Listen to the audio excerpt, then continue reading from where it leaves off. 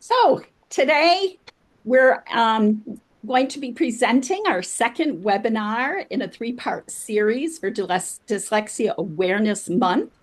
I want to welcome once again Krista Conway, a recent graduate from our Reading and Literacy Instruction program. Thank you for giving voice as a parent of a child with dyslexia, a homeschool advocate, and an agent of change, again, in securing literacy for all children. Last session, we discussed defining dyslexia, and we focused on dispelling the myths about dyslexia that still abound.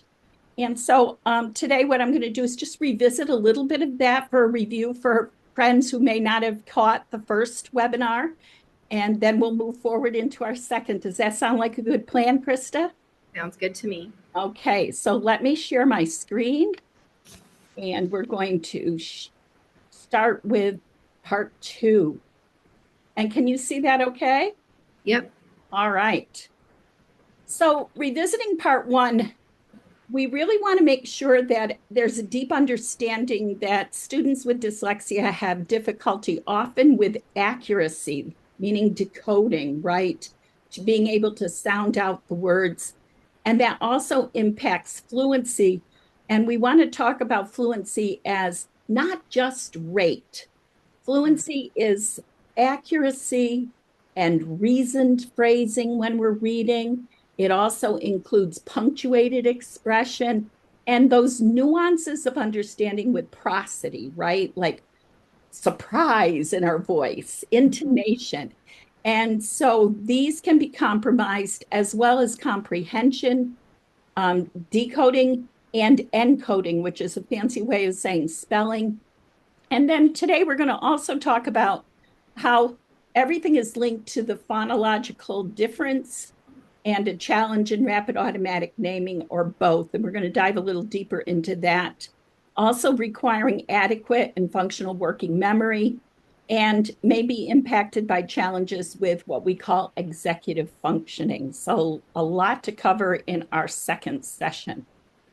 So when we talk about working memory, it really enables readers to process print automatically with ease. Working memory is really neural networks in our brain, and it allows us to hold on to input while new input comes in. And so, Krista, you want to give us that example here? Yeah. So if you see the word big, and a child is going to see the word big, and they're going to try to be able to hold on to each of those sounds, those speech sounds. So if you're looking at, I should have brought my little cards over and given an example, but if you're looking at a series of letters and you're trying to sound that out, decode that word, the word big, you're going to see b, e, g, right? But for kids that have working memory trouble, they're going to see the b and struggle to get that speech sound, and then the and then they're going to see the g, and by the time they get to the g, they've already forgotten the b. So that is a classic example of working memory challenges. We see it often, and so you see the example here. Really, the working memory is what allows you to eventually see that word big and just get it automatically. But if you're still in that decoding phase where you have to hold that speech sound in your memory, it becomes a little bit of a challenge. Yes, and it allows for what we call orthographic mapping, which is an unconscious neurological process that once we really own this word, the fullness of the word, when our eyes, as Mark Seidenberg says, light on that print, it immediately tells our mouth what to say if we're reading out loud, or in our mind's ear to hear the fullness of that word and its meaning. Yep. So thank you. Thank you for that. Working memory, attention, and executive functioning all can be part of what a child with dyslexia can be also having challenges with. So when we talk about focusing, can we inhibit that bird flying by the window, right? That can be a distractor. Do we have flexibility in attending if the teacher shifts where her position is or his moving around the room from one student to another student. I'm going to let you talk about the sustaining systems. Mhm.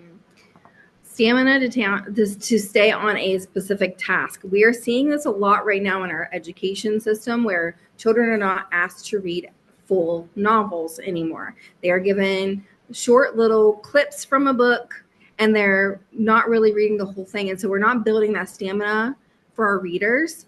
And so that's the one that I'm really seeing a lot right now is that the readers don't have stamina. And so when they're getting to high school, or they're getting to college and they have chapters and chapters they need to read tonight, they don't have the stamina to stay on task for that, to complete that reading assignment. Right. And then when we talk about self-monitoring or self-regulated use of strategies, that becomes really important, right, in building knowledge.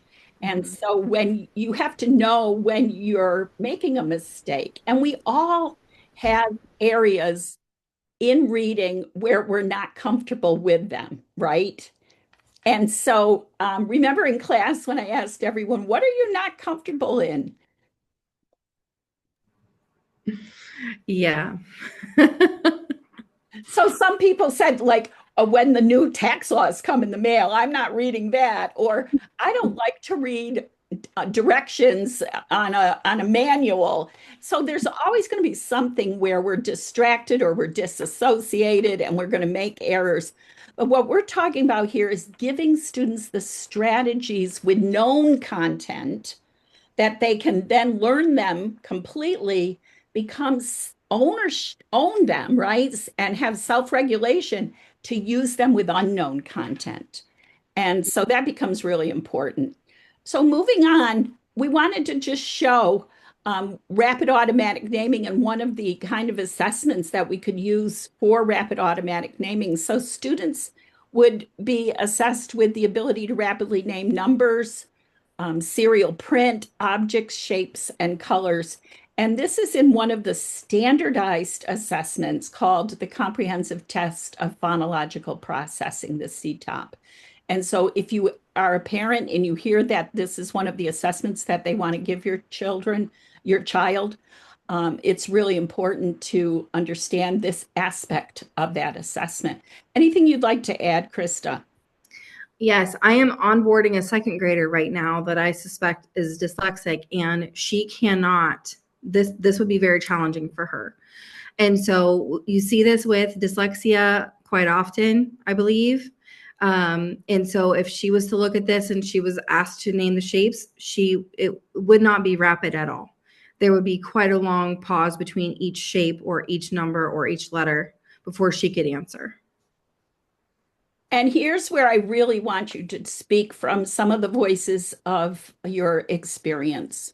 Mm-hmm. Emotional impact. Emotional impact is everything. And when your child is in, I mean, I'm not going to say that they don't notice it in first grade, but they will start to notice in first grade that their friend is reading, that their friend is doing things that they can't do. And so you're going to see this emotional impact include avoidance, anxiety when they're asked to read aloud. They're completely discouraged. They don't think they can do it. But later on in the high school years, even, you're going to see that there's a much increased risk of dropping out of school altogether because they just don't feel like they can do it. And then employment and advancement. You and I have talked about this one. Do you want me to share my story now with this? I'm going to add one bullet point and then we're going to share your story. Okay. So, the one bullet point that is really significant in the research is the link to the pipeline of not being able to read to prison. Yes. And so, I wanted to mention that. And now we have this wonderful story that you're going to share.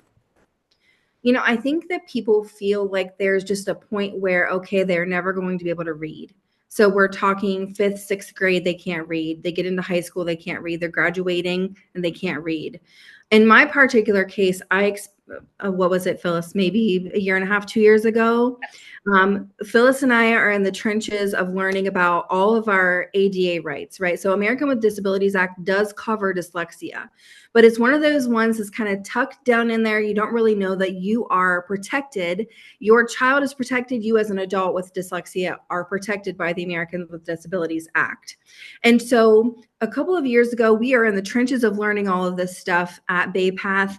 And I'm like, you have got to be kidding me. Like, these adults are protected.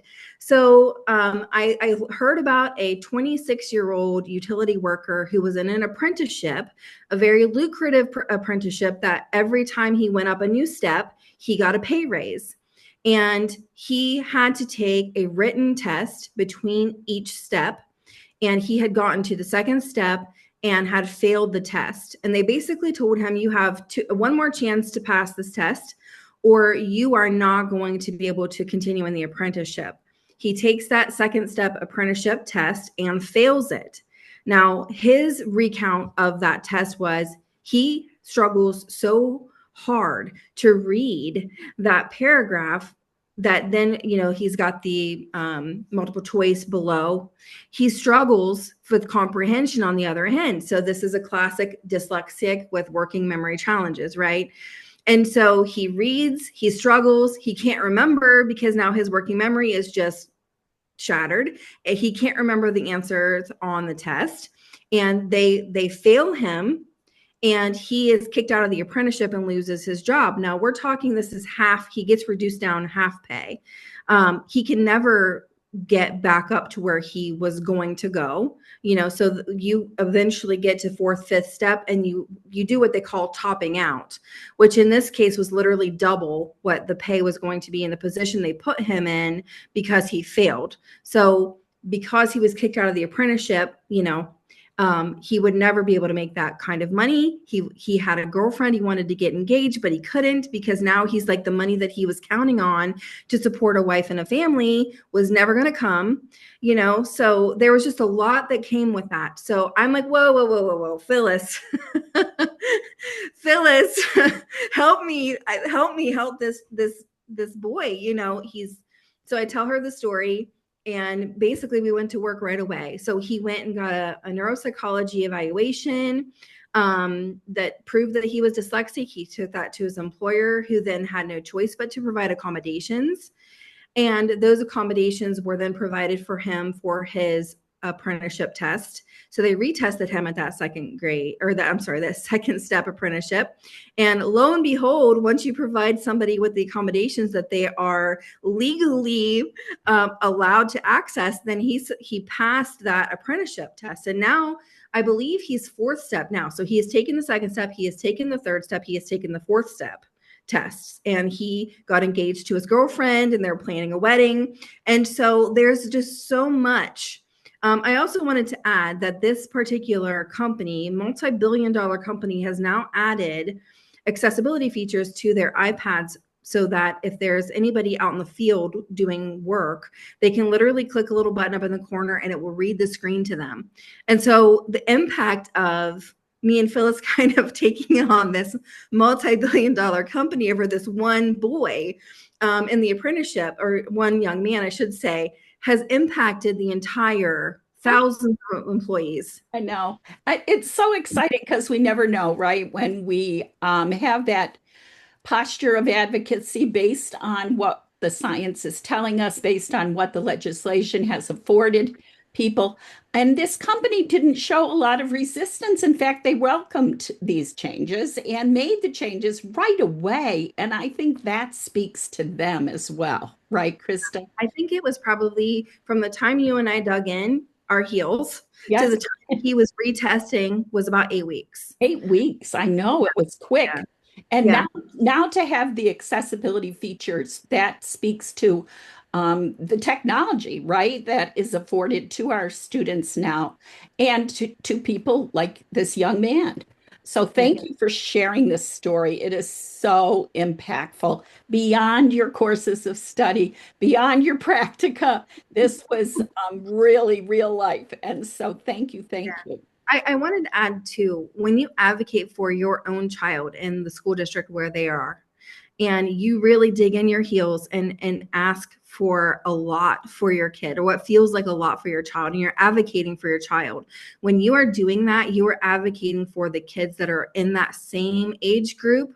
You are advocating for the kids that follow behind, because now you're changing the process in that school little by little. You may not think that you're having that big of an impact, but when you advocate for your own child, you are advocating for potentially dozens or even hundreds of other kids that follow in their footsteps. I'm so glad that you said that, because it isn't always just the individual grid on an IEP where we talk about what interventions or what program or what high quality materials, but it's also looking through that other lens of systems change.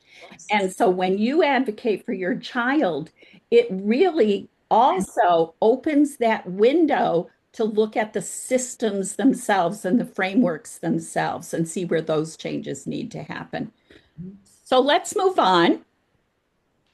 So, Krista, first steps for parents of struggling readers. Yeah. So, first step is to talk to your child's teacher. Share the concerns that you have, ask what specific supports are in place for reading for your child. And if concerns persist, then it's time to request a formal evaluation for learning differences, because early action is like the most critical thing out of all of this. Is you don't want to wait until March. You notice something going on with your child in October, and it's time now, like, to make the phone calls to ask for your child to get evaluations underway and see what supports they have in place. Because it takes 30 days for the process in most districts across the country. So I think that's a piece of this, right? To make sure that you bring up your concerns in a respectful way. And also, Krista, the importance, can you speak to the importance of documenting? Yeah. Document everything. So I know that you're going to see your child's schoolwork coming home, and you're going to see what they're working on at the moment. You can see from that. I mean, how much time did we spend going over speech to print and learning spelling analysis? You know, an educator that knows what they're looking at can see your child's writing and their spelling and know immediately what they're missing when they're looking at that spelling analysis. So keeping that spelling test, keeping all of these little worksheets that they bring home, keeping any communication from your child's teacher, all of that is documentation, because we want to see that your kiddo learning something in September has made progress in their handwriting and their spelling and all of these, like, ability to write a sentence. We don't want to see them in March or April and their homework assignments that they're bringing home looks exactly the same way that it looked in September. We want to see some improvement. So that documentation is important. It's pivotal. Okay, so let's move on to what parents should do if they suspect dyslexia, not just struggling challenges in reading, which at some point all children may have, but to really when we suspect dyslexia. Yeah. And so I wanted to talk about this because we have this instinct about our own kids. So I literally just got off the phone with the parent before this call, and classic signs and symptoms of young readers, they can't, or I'm sorry, dyslexic children that, or children that they suspect are dyslexic. They can't tie their shoes. They can't remember the shapes. Like if they would, the rapid automatic naming assessment, they would completely not do well with that. So those are things that they are going to see at home early on. So trust your instincts. If you are noticing some signs and symptoms that make you question whether or not your child is dyslexic, there is no harm in asking for somebody to kind of step in and take a better look. So that's where you can gather that information and keep examples of your child's work, even from kindergarten, and if you're starting to really feel like, ooh, something's not right, the parent that I just talked to an hour ago, their child is in second grade, and so they've been noticing it, but you and I both know, no disrespect intended, but like the can just keeps getting kicked down the road a little bit. And they're like, wait a minute, we've been noticing this stuff since kindergarten. So start gathering that information, request that evaluation. If you suspect your child is dyslexic, seek outside evaluation if needed. This is a big one because I'm not going to say most of the time, but a lot of the time the school districts are not equipped with somebody that can assess dyslexia, right? We know that. They might have a school psychologist, but that psychologist might not be equipped, right, Phyllis?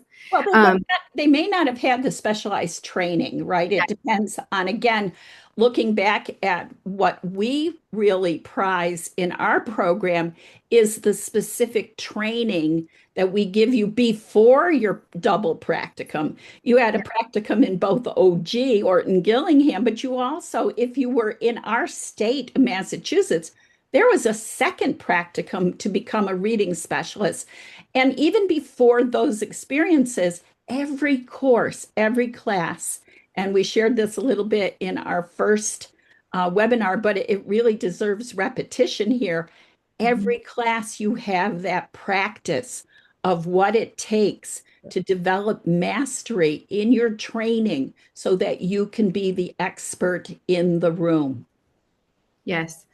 And unfortunately, a lot of where I am, I'm in Ohio. There's not a lot of reading specialists here, especially ones that have gone through the rigorous programs like what you have at Bay Path. And so seek outside evaluation if needed. So you're going to look for a neuropsychologist, right? And that's, you literally just call them up and say, this is what I suspect my child might be dyslexic, and get on the schedule for an evaluation.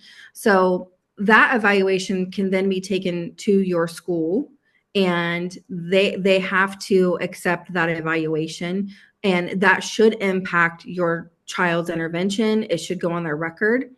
And let's keep in mind the ADA, the Americans with Disabilities Act. I cannot tell you the number of conversations I've had with parents who cried when they realized that dyslexia was a protected class. And so your child is protected by the Americans with Disabilities Act. And I just want everybody to know that right here in this webinar, that your child is protected. And dyslexia is forever. We talked about that in session 1.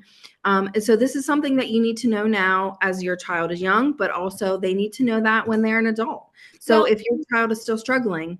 and I didn't mean to interrupt, but well, when they're transitioning, right, Krista, when they're transitioning between even from fifth grade to a middle school Yeah. setting, or then from middle school to high school setting, and then especially when they're transitioning into their future career choices and making decisions for college and Yeah. career readiness. So thank you. Thank you for that. Again, it deserves more attention than we often give it. So we're going to move on, and how parents can advocate at school through parent partnering. So let's talk about that a little bit. Okay. So parent partnerships just require that you are informed, and there's a lot of resources in your particular state that you can dig up and find out what the laws are in your state.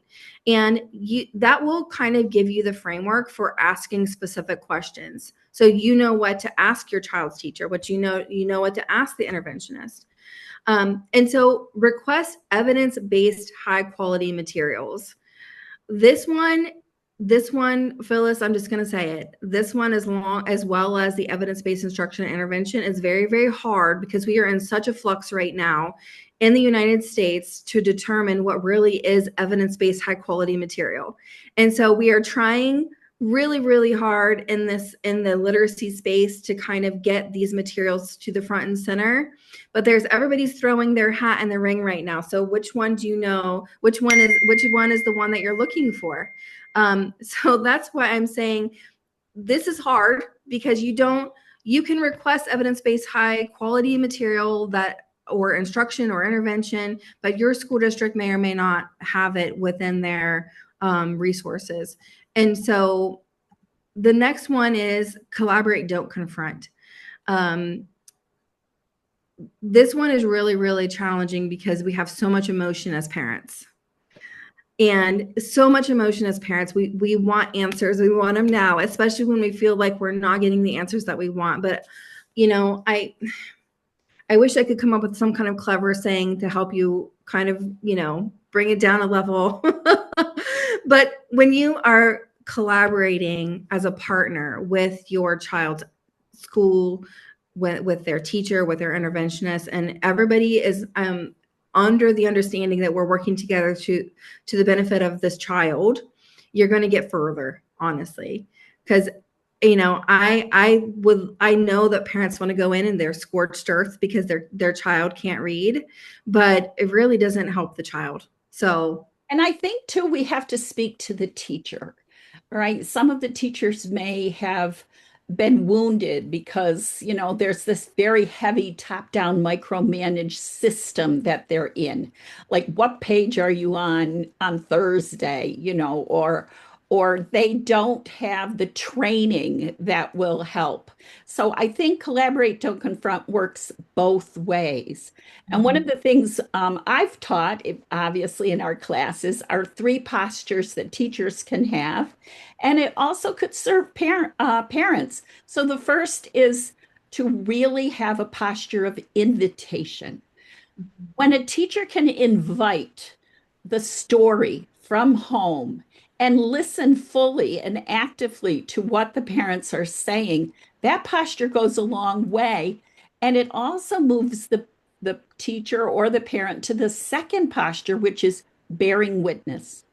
We have to listen deeply and let that time happen, afford that time where someone can say, well, I was in another school and this happened. And that wound is real, right? And it has to be affirmed. So to bear witness, and that's like bearing it this way, but also sharing it, right? It's both ways. And then finally, the third posture, I want both parties to be sent forth empowered. We want an action plan for both the parent at home as a partner and for the teacher and the school. So when we can send forth empowered with an action plan, everyone feels really positive and proactive about what's going to happen for that child, but also for the system. So that was huge. And then finally, consultation with all stakeholders. So you want to start with this one? So, we need to make sure that everybody is on board. And that includes everybody from us as parents all the way up to administration. And so having collaborative meetings, request that IEP meeting. I cannot tell you how many times I've heard that they're going to have an IEP meeting in March or April, and they're not having a fall IEP meeting. What? No, you're going to call the school right now and you're going to say, hey, I would love to get an IEP meeting for my kiddo this fall. And that's where the collaboration really starts, because I understand 100% that there's communication, there's emails going on between you and the teachers and the interventionists and what have you. But calling a meeting really helps everybody kind of feel like this is a collaboration, I feel.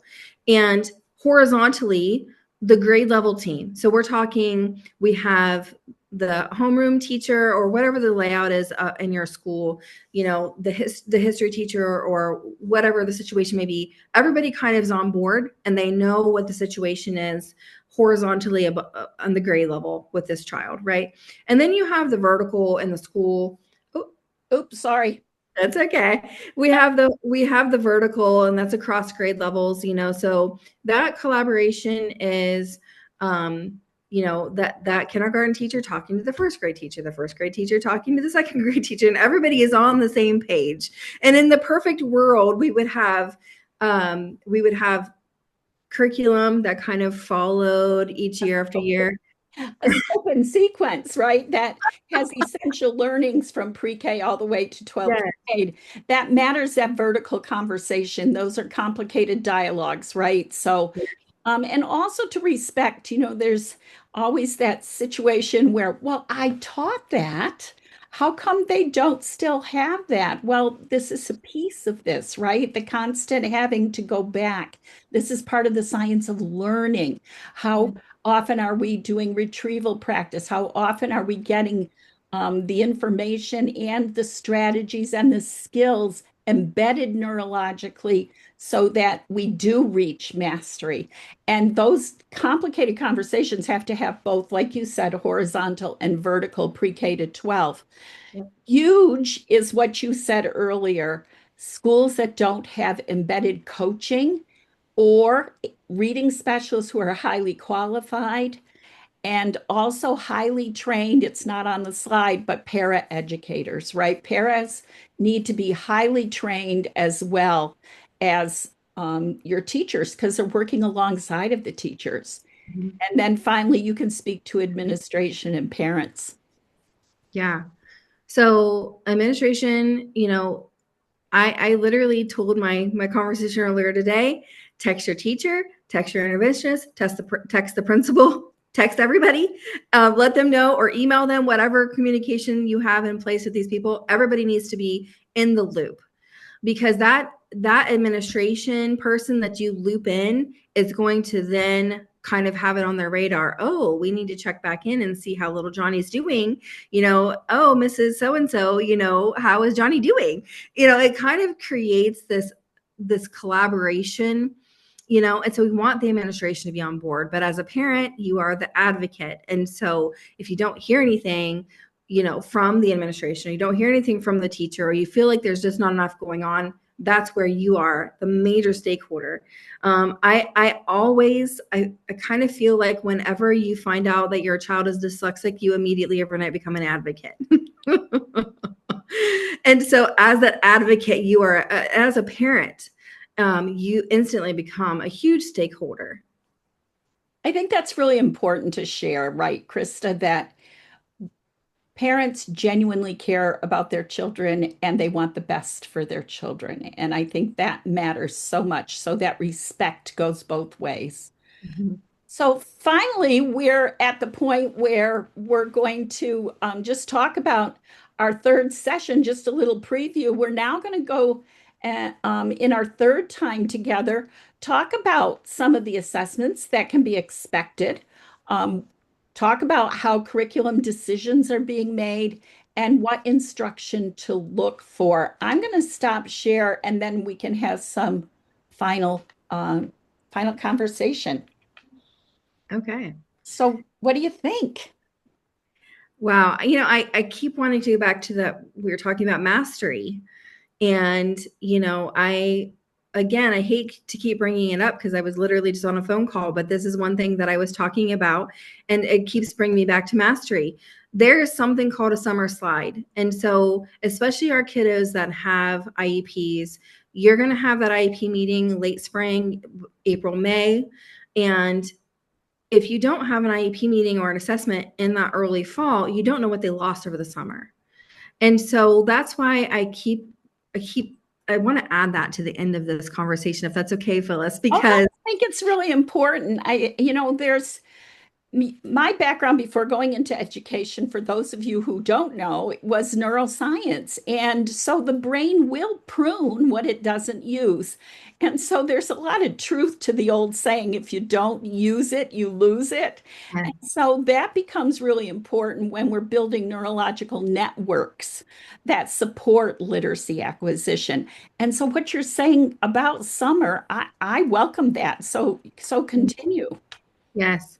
So I feel like as a parent, one of the things that you need to watch for, especially when your school district says you don't need an IEP meeting until the spring, only one a year. No, we're not doing one a year. We're going to do one in the fall too, because we need to figure out and assess exactly what your child pruned over the summer. And especially if you have a dyslexic kiddo with comorbidities like working memory, ADHD, etc., there can be a lot more loss than what the average kiddo in that class may have had. And so the concepts that they were learning in, October of 24, by October of 25, gone. And so I always call out the janitors when I'm working with my kiddos. I'm like, the janitors are going to come and they're going to sweep away all the stuff they don't feel like you've used, and it's just in the way, so they're going to sweep it away. So that's why practicing reading over the summer, those kinds of things, are so important to kind of prevent the janitors from sweeping away the stuff that you learned. And so anyways, I just wanted to speak to that because we can teach to mastery, but that doesn't mean that forgetfulness doesn't come into play, or that not using it, not reviewing, those types of things will help. Like our kids will start to forget those things. Yes, and it's so important that we end on that. So we really want to support our child all the time, Yep. as often as we can. And so, once again, I thank you very much for joining me. I look forward to our third session, and thank you so much. Have a great day. You too.